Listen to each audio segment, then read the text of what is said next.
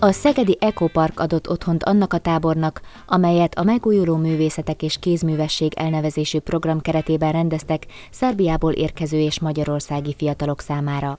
Az IPA határon átnyúló programok, az Európai Uniós programok által megpályázott Fókusz Alapítvány Szabadkáról és Matrix Alapítvány Szegedről közös partnerségben lévő november 2009 táján és decemberben átadták a programot, amely július 2010-től indult el, a WARC, rövidítése, mint Welcome to Arts and Crafts, a kézművességekkel és művészetekkel foglalkozik. Szeged, Szabadka kisebb településeiről úgymond táborozunk fiatalokat, összvisz 10 kis település Szabadka körül.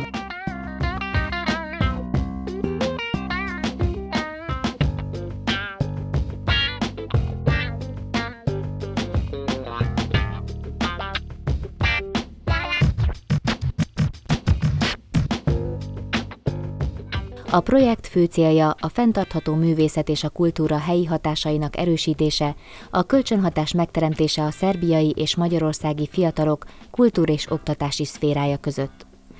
A tábor szervezői a hagyományos kézműves mesterségek elsajátítására bíztatták a fiatalokat, amelyek akár új gazdasági vállalkozások beindítására is lehetőséget nyújtanak. Ez a második tábor itt Szegeden, az Ecoparkban került megrendezésre. Itt 20 éves fiatalok vesznek részt kézműves foglalkozásokon, marketing előadáson, fotózáson, videókészítésen.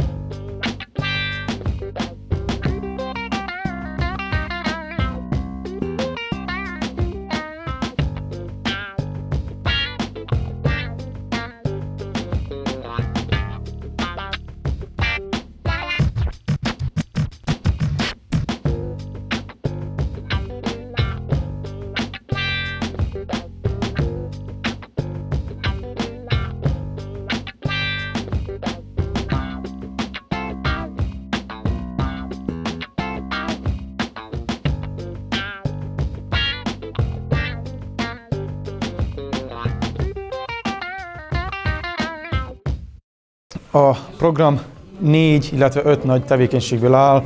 2 tábort csináltunk fiataloknak, egyiket Palicson, másikat itt Szegeden, ahol fiatalok 4 napon keresztül tanulhattak kézművességről, tanulhattak, illetve megtanulhatták azt, hogy a kézművességeket hogyan tudnák egy új művészi formába önteni, hogyan tudnák, és ezután pedig hogyan tudnák eladni, mivel vállalkozás, illetve business workshopokat, illetve foglalkozásokat is tartottunk. Itt voltak persze magyar oldalú és szerb oldalú is fiatalok, 16-tól 25 éves korig. Továbbá art kuckókat, úgynevezett művész kuckók felszerelésével is foglalkozó program.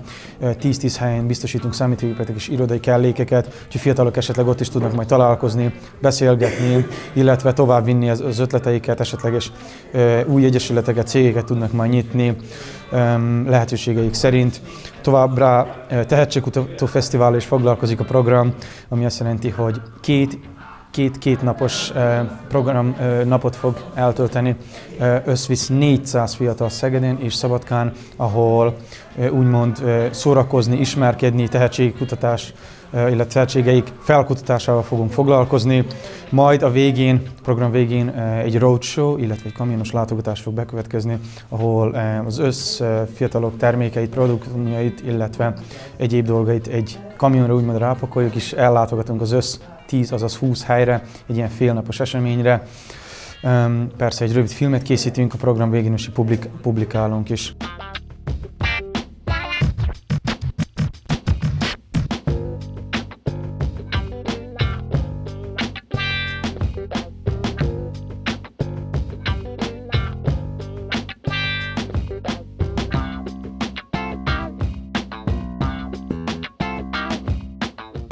A VARK program igen minőségesnek bizonyult, és per pillanat az IPA határon átnyúló második felhívására pályáz a Matrix Fox Alapítvány úgynevezett VARK 2-es elnevező programmal.